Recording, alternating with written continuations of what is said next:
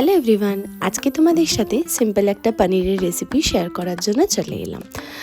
প্রথমেই একটা ফ্রাইং প্যানে কিছুটা সাদা তেল দিয়ে ভালো মতো গরম হয়ে গেলে তাতে নুন আর কিছুটা হলুদ আমি অ্যাড করে দিলাম। নুন হলুদটা আমি আগে পনিরে মাখিয়ে রাখিনি, তাই জন্য আমি তেলে দিয়ে দিলাম। তোমরা চাইলে পনিরের গায়ে মাখিয়েও রাখতে পারো।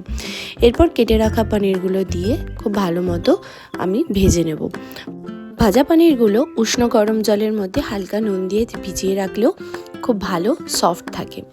এরপর ওই তেলের মধ্যে কিছুটা গোটা গরম মশলা, দুটো তেজপাতা আর তার সাথে গোটা জিরে আমি অ্যাড করে দিলাম। ফোড়নগুলো হালকা ভেজে নিয়ে তার মধ্যে আমি কেটে রাখা পেঁয়াজ অ্যাড করলাম। পেঁয়াজটা হালকা ভাজার পরে যখন একটু নরম হয়ে আসবে তখন আমি অ্যাড করে দেবো আদা বাটাটা ভালো মতো ভাজতে হবে যাতে আদার কাঁচা গন্ধটা থেকে না যায়। এরপর অ্যাড করে দিলাম কুচিয়ে রাখা টমেটো। সমস্ত কিছু খুব ভালো মতো ভাজা হয়ে এলে এবার ধীরে ধীরে আমি বাকি মশলাগুলো অ্যাড করতে থাকবো। স্বাদ মতো দিয়ে দেবো নুন, হলুদ, লঙ্কার গুঁড়ো, কিছুটা কাশ্মীরি লঙ্কার গুঁড়ো আমি অ্যাড করব রঙের জন্য। এটা সম্পূর্ণ অপশনাল, তোমরা চাইলে নাও দিতে পারো। সমস্ত কিছু একটু ভালো মতো ভাজা হলে অ্যাড করে দেবো আমি জিরে গুঁড়ো। এদিকে যতক্ষণ মশলাটা ভালো মতো কষা হচ্ছে ততক্ষণ চলো একটা পেস্ট বানিয়ে নিই।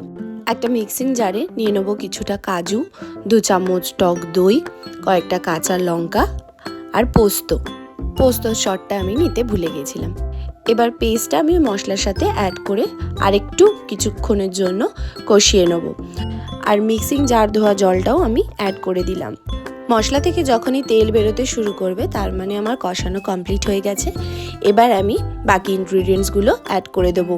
কিউব করে কেটে রাখা পেঁয়াজ, টমেটো আর ভেজে রাখা পনিরটা অ্যাড করে 5 মিনিটের জন্য ঢাকা দিয়ে মিডিয়াম আঁচে হতে দিলাম।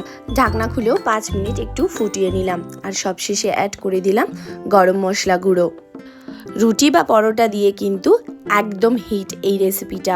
তোমরা কিন্তু অবশ্যই ট্রাই করো আর আমাকে কমেন্টে জানিও কেমন লাগলো।